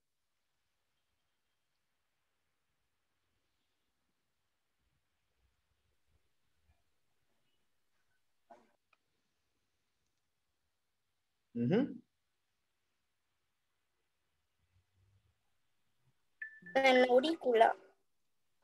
Yo te diría que antes que la aurícula se quede en el mismo ventrículo. ¿Ok? Acuérdate que si el ventrículo, si el ventrículo no late adecuadamente, va a haber una disminución del flujo hacia la aorta. Entonces, parte de la sangre se queda estancada en el ventrículo. Con el tiempo, ese ventrículo va a superar su capacidad y entonces, cuando el ventrículo supera su capacidad, ahora ahí sí, ¿a dónde crees que se va a ir la sangre? A lo que tú me acabaste de decir, ¿no? Ahora sí, a la aurícula izquierda. ¿Ok? Entonces, ¿qué pasa? El ciclo vuelve y se sigue manteniendo. Cada vez que ese corazón late, en vez de la sangre ser eyectada a la aorta, se va acumulando en las respectivas cámaras del corazón. Entonces, ¿qué crees que pasa cuando la capacidad de la aurícula se sobrepasa?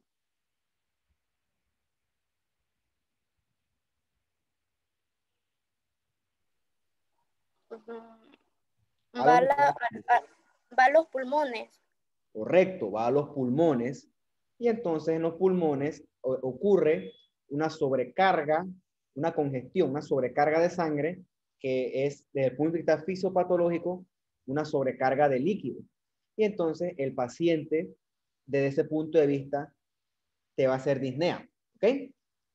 Todo esto que nosotros estamos conversando es el infarto, perdón, que debuta como una falla cardíaca. Eso es lo que está ocurriendo aquí. Este paciente hizo un infarto que se manifestó con síntomas de falla cardíaca izquierda, siendo el síntoma cardinal la disnea. La disnea. ¿Ok?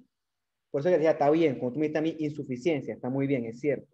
La insuficiencia, que también es otra palabra para decir falla, es adecuada. ¿Ok? Del mismo modo, si el infarto hubiera sido del lado derecho, ¿qué crees que hubiera pasado? Del ventrículo derecho, en este caso. ¿Qué crees que ocurre? Profe, acabo de entrar, que no tenía internet, se me había ido la luz aquí en la casa. Dale. Profe. Yo te puse, si no te preocupes, yo te puse sin internet. Ya me di cuenta. Profe. Dime. ¿Presentarían otros síntomas? ¿Cómo cuál?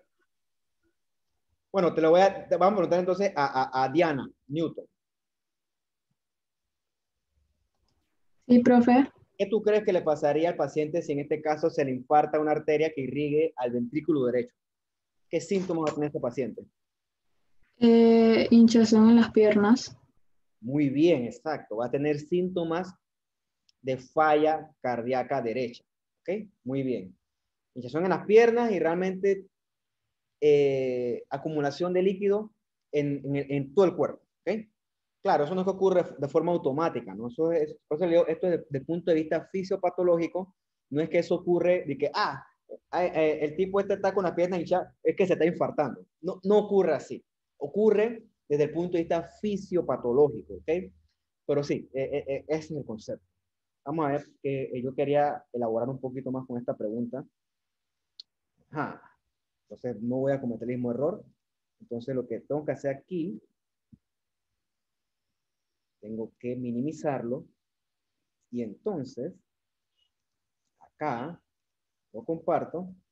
Y ahora se ve toda. Sí, profe, ahora sí. Ajá. Entonces, vamos a ver acá. Era César Guerra, ¿no? Sí, profe. ¿Qué crees que pasa si la isquemia afectara el nodo sinoauricular?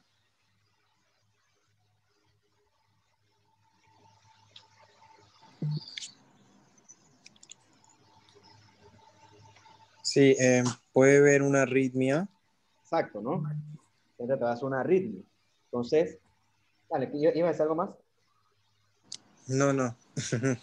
Exacto, entonces, esta pregunta aquí yo se las puse para que ustedes vean que los infartos, aparte del dolor, la molestia evidente del paciente, los infartos, dependiendo de qué parte del corazón afecten, pueden debutar con distintos tipos de manifestaciones, dependiendo de dónde afecten.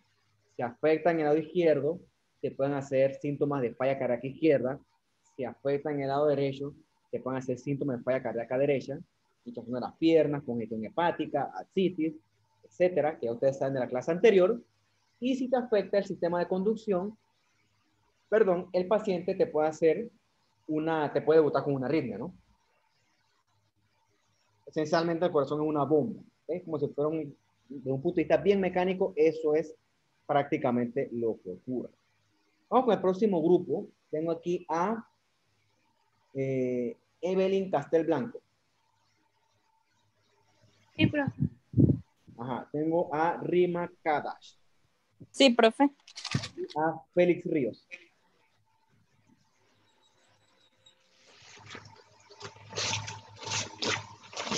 No está Félix.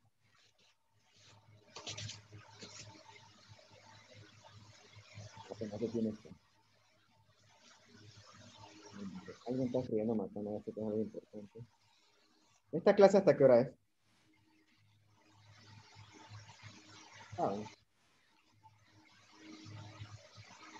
Debe ser como de las 5:30, porque a las 6 tenemos otra clase, profe.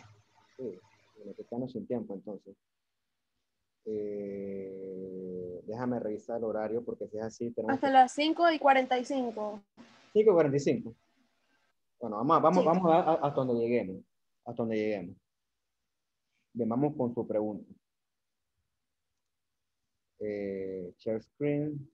A la misma voy a decir, casi digo una palabra sola. La misma tontería. Pero ya entendí por qué pasa. Porque yo minimizo y él me la maximiza. Es por eso. Entonces, la siguiente pregunta es, ¿cuál de las siguientes será una manifestación de un corazón que sufra una ruptura de la pared ventricular libre? Es un corazón que se perfora, secundaria a un infarto. Entonces, ¿qué tú pusiste, Evelyn Castel Blanco? 140. Tamponamiento cardíaco. ¿Y por qué? Ok, antes sí, está bien la respuesta. Tienes el corazón y ¡puf! Se perforó. ¿A dónde tú crees que se vaya esa sangre?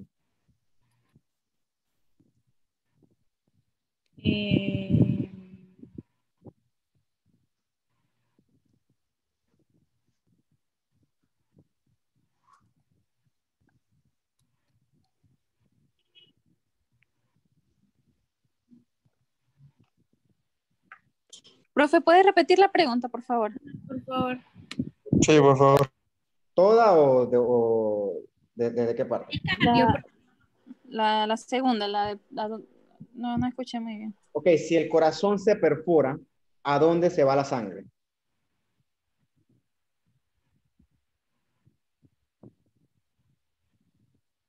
Al pericardio. Al pericardio, ¿no? En tus palabras, ¿qué es el pericardio?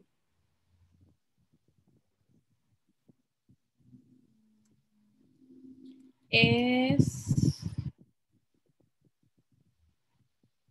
la membrana, profe, que envuelve el corazón. Correcto, ¿no? Es la serosa que mueve el corazón. El pericardio es como un saco que rodea el corazón. Entonces, realmente la sangre no se va al pericardio, la sangre se va a la cavidad pericárdica. Ustedes imaginan que el corazón adentro de la cavidad pericárdica queda todo lleno de sangre. Entonces, ¿qué tú crees que va a pasar con ese corazón que está atrapado dentro de sangre? ¿Qué crees que pueda pasar?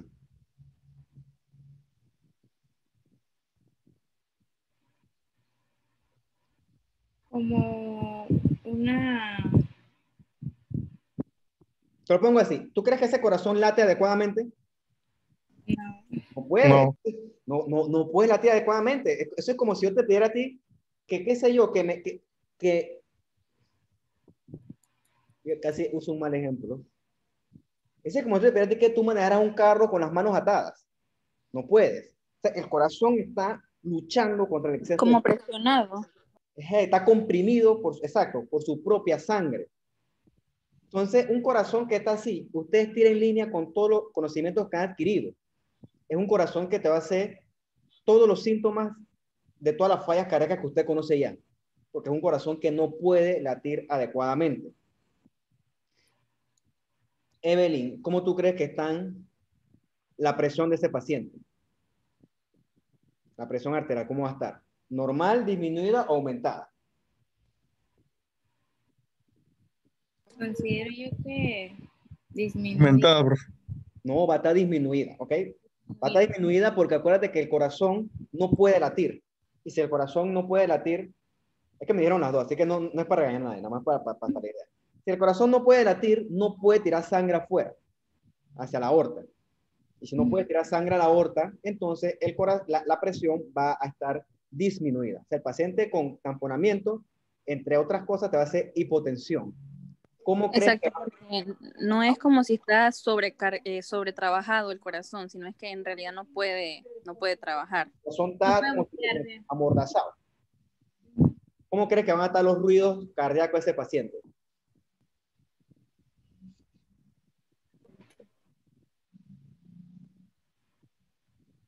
¿Cómo, profe? Los ruidos cardíacos. O sea, si tú le pones débiles. Disminuidos, exacto, van a estar débiles, porque acuérdate que el corazón no va a poder latir adecuadamente, va a estar apretado, y la interfase esa llena de sangre, los ruidos casi corazón, casi es muy débil, ¿ok? Muy débil porque el corazón casi no están, prácticamente no están ni latiendo.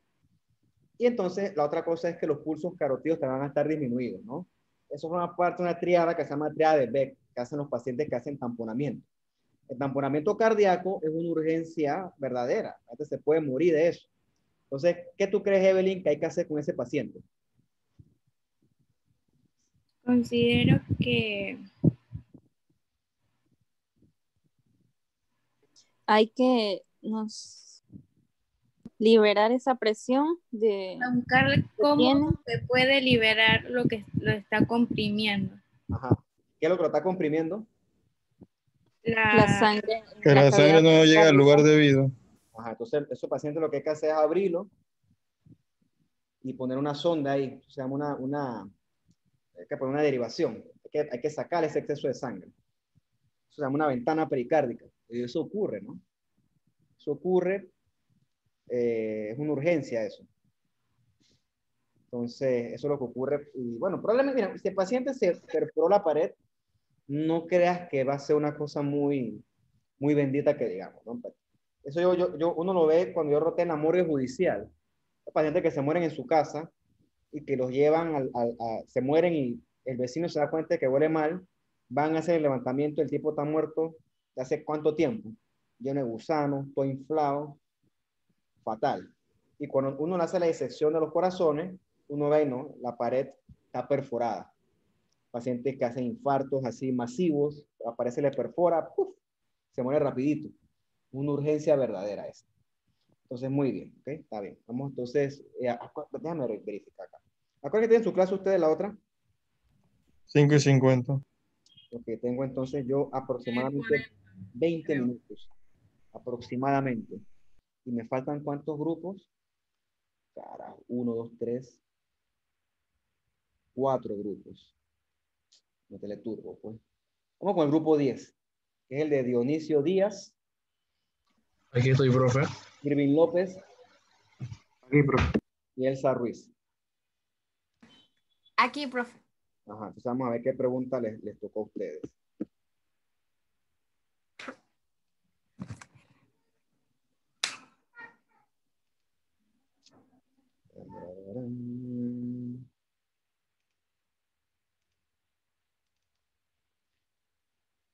Bien, dice aquí. ¿Por qué la aspirina se utiliza como profilaxis en los pacientes con riesgo cardiovascular? A ver, ¿qué tú pusiste, Irving? ¿Qué pusiste? Ok, profe, yo puse que la aspirina es un antiagregante plaquetario. Es cierto, ¿no? Entonces, eso se correlaciona con lo que hablábamos nosotros de cómo oye, entonces, de cómo ay, Dios mío, pero qué cruz es esto. Hablábamos nosotros de cómo se genera la placa de ateroma. Mira, la placa de ateroma per se no es mala. Bueno, sí es mala, pero no es la que te hace el infarto, es la ruptura de la placa. Cuando la placa se rompe, es como tú te cortas. Cuando te cortas, sangras, y cuando te haces presión, deja de sangrar porque tus plaquetas se comienzan a agregar todas y hacen como un pegote de plaquetas. Eso se llama agregación plaquetaria. Entonces, la aspirina, como esta, que yo tengo que tomar, evitan que las plaquetas se agreguen y evitan que la placa de ateroma crezca mucho, que crezca. Eso es lo que evita. Entonces, un paciente que toma aspirina, tiene su placa de ateroma, se pueden lesionar, porque eso ocurre, normal, pero no se forma esa agregación plaquetaria. Entonces, de esa forma, se evita que el paciente sufra un infarto, ¿ok? De esa forma se evita que el paciente sufra un infarto. Realmente esa es la razón por la cual se utilizan las aspirinas con este fin. Para evitar que es un antiagregante, no es un anticoagulante, porque los anticoagulantes tienen otros mecanismos de acción un poco más a nivel de los factores de coagulación. Dice aquí, la aspirina disminuye el tamaño de la placa de ateroma. No, eso ocurre con las estatinas, y la aspirina no es un antiarrítmico. Lo que hace es eso, es evitar que si la placa se rompe, no crezca estrepitosamente de tamaño, y entonces el paciente no se infarte así, catastróficamente, si así lo quieren ver. Está bien, ok, listo. Vamos entonces con el siguiente grupo, vamos a coger el 11. Aquí está Joycel Díaz. Sí, profe. Gabriela Martínez. Ella no se puede conectar porque anda con el internet mal. Creo que ella le escribió en el grupo. Ah, ya la no verificado, sorry. Y Samuel Zambrano. Aquí. Vamos a ver qué les tocó a ustedes, pues. Dice por acá. ¿En cuál de los siguientes vasos, es más probable que se aloje un émbolo que proviene de las venas profundas de la pierna derecha. Dale, ¿qué tú crees, Samuel? ¿Qué tú pusiste?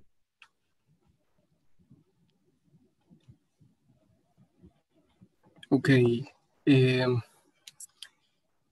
esa, nosotros pusimos venas pulmonares, pero está errado, porque en realidad son las arterias pulmonares debido al recorrido de la sangre, ¿no? Ok. Entonces, vamos a elaborar un poquito. La vena pulmonar, ¿qué vena pulmonar de qué? La vena profunda de la pierna, si el émbolo se forma, si el trombo se forma ahí y se desprende, ¿hacia dónde va a viajar?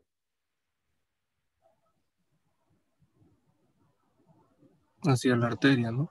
No, en un principio va a viajar hacia la vena cava, ¿verdad? Ajá. De la vena cava, ¿a qué parte del corazón va a pasar? La aurícula derecha. Correcto. ¿Y de la aurícula derecha a dónde va a parar después? En el ventrículo derecho. Correcto. ¿Y después el ventrículo derecho qué va a hacer? Se va a la arteria pulmonar. Se va a la arteria pulmonar. Y es la arteria pulmonar la que sufre el tromboembolismo. Porque acuérdate que el calibre de la arteria pulmonar, aunque sea grande, no es tan grande como el calibre del corazón.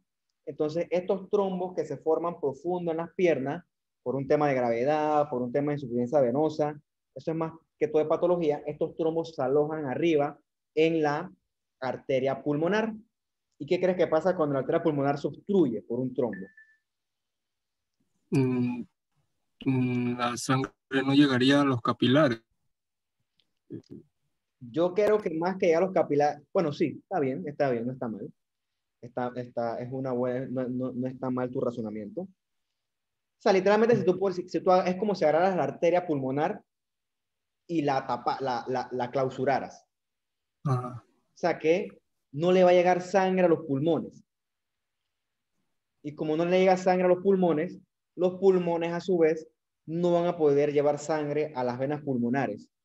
Y a su vez las venas pulmonares no le van a poder llevar sangre a la aurícula izquierda, a su vez no le va a poder llevar sangre al ventrículo izquierdo y a su vez a la aorta tampoco. Por eso que un paciente que te hace un trombo de esto, se llama un tromboembolismo pulmonar, el paciente está aquí parado como yo y de repente, ¡puf!, se desmaya, se muere.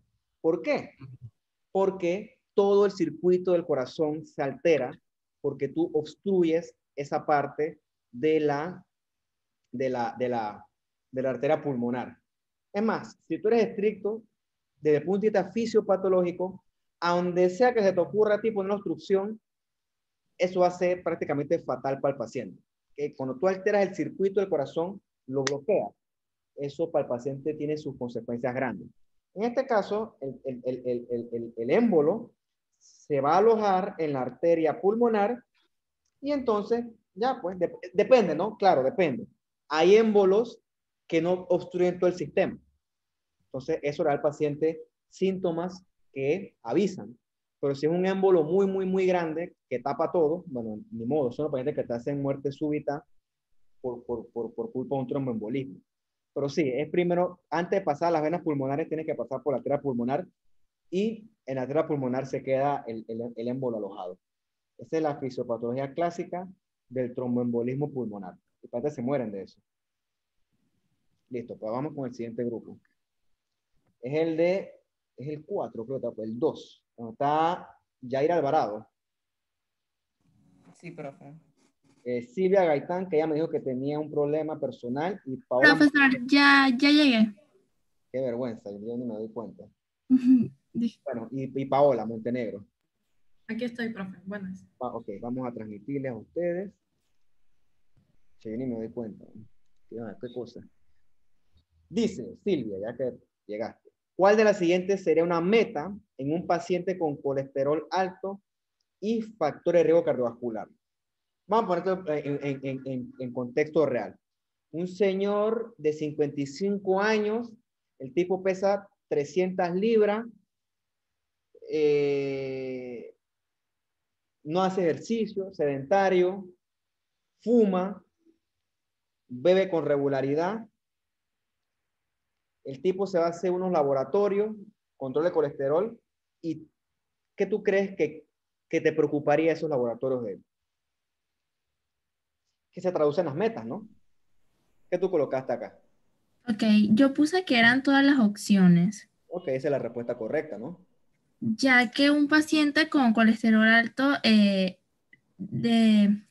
los factores de riesgo serían la disminución del colesterol, ya que de esta manera se puede prevenir la formación de una arteriosclerosis, así como la disminución del LDL y el aumento del HDL, ya que el HDL recoge el exceso de colesterol en la sangre y este lo lleva de vuelta al hígado. Correcto. Donde el hígado lo descompone y se elimina del cuerpo, mientras que al disminuir la LDL se reduce la posibilidad de la formación de placa de ateroma dentro de los vasos sanguíneos. Ok, sí, estoy de acuerdo contigo, ¿no? Realmente esas son las metas. Las metas son en un inicio disminuir el colesterol. ¿Cómo crees que disminuye el colesterol?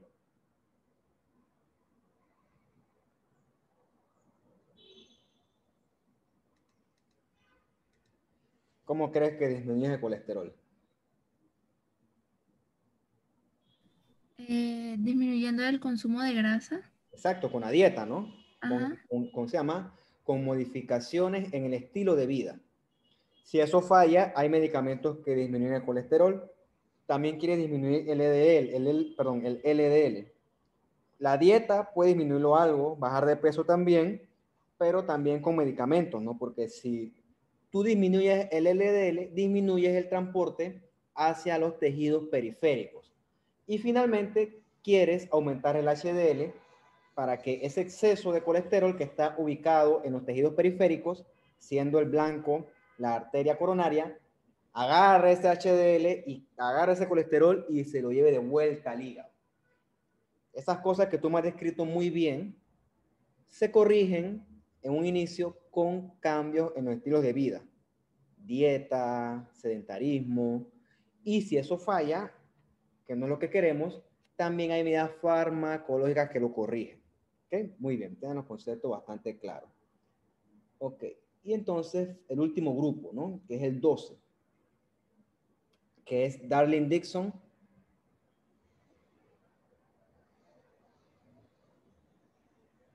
No estás. Iliana Medina.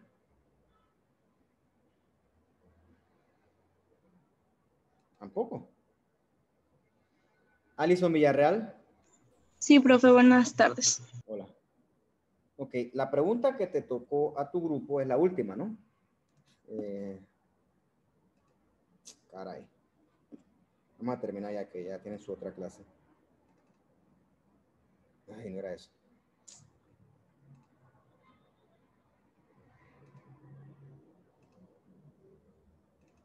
Dice aquí, ¿cuál de las siguientes condiciones se asocia a hipertensión en un paciente joven? O sea, un tipo que es joven como ustedes no es hipertenso, ¿ok? Pero el tipo, un pelado joven, está hipertenso. Entonces, ¿cuál de las siguientes es un factor de riesgo conocido o que hay que descartar en una persona así? ¿Cuál tú colocaste? Bien, esa colocamos todas las opciones son ciertas, que todas eran. ¿Qué le hace? Es la respuesta correcta.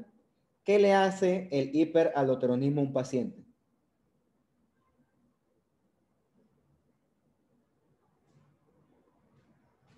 ¿Qué hace la aldosterona? En este caso, el exceso de aldosterona.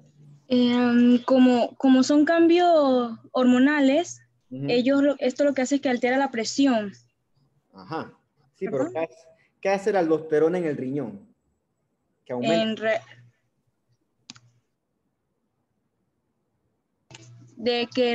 Reabsorbe el sodio. Correcto, ¿y qué más? Siempre que reabsorbe el sodio no va solo. Ok, también lo que es el volumen sanguíneo. No, el agua, ¿no? El agua. Eso se va a los vasos y eso aumenta el volumen sanguíneo. Entonces, un paciente que tiene mucha aldosterona va a tener un exceso de volumen sanguíneo. Y un exceso de volumen sanguíneo se traduce en circunstancias X en hipertensión. Pues un paciente con un tumorcito de la suprarrenal que produce entonces exceso de aldosterona, y eso es una causa descartable de hipertensión. Ok, ¿cómo la estenosis de la arteria renal lleva a hipertensión?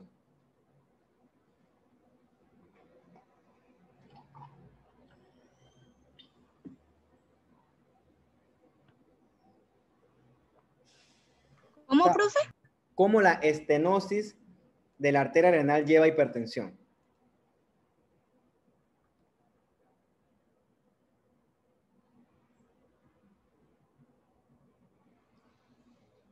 ¿Qué te ocurre?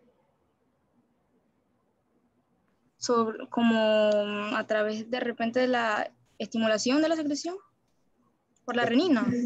Eso, la renina, ¿no? Acuérdate que cuando el riñón percibe que le llega menos sangre, eso se llama la presión de perfusión, el riñón activa el eje renina, angiotensina, aldosterona. Eso lo discutimos cuando hablamos de la falla cardíaca, que allá era una percepción por parte del riñón. Pero si hablamos que el riñón sí tiene una estenosis de la arteria renal, si hay estenosis, al riñón le va a llegar menos sangre. Entonces, si le llega menos sangre, el riñón detecta que hay menor presión de perfusión y entonces él va a activar el eje de la renina, angiotensina, aldosterona. Con la angiotensina, que va a aumentar la vasoconstricción, y la aldosterona va a ser lo que me acabaste de decir en la cápita anterior. Y finalmente, si el paciente tiene un feocromocitoma, ¿qué hace ese tumor? Raro, yo nunca he visto ninguno. Alguno. ¿Qué hace el feocromocitoma? ¿Un tumor que secreta qué?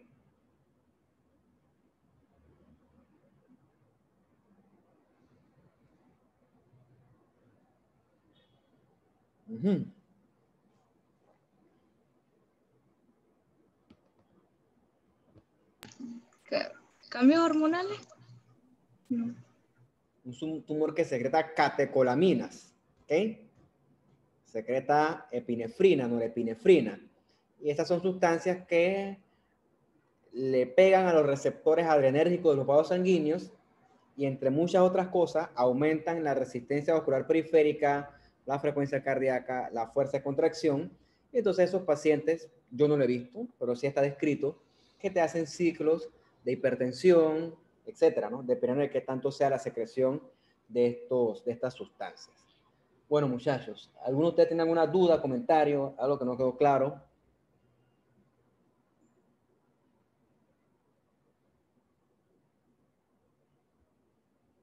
¿No? Todo bien, profe.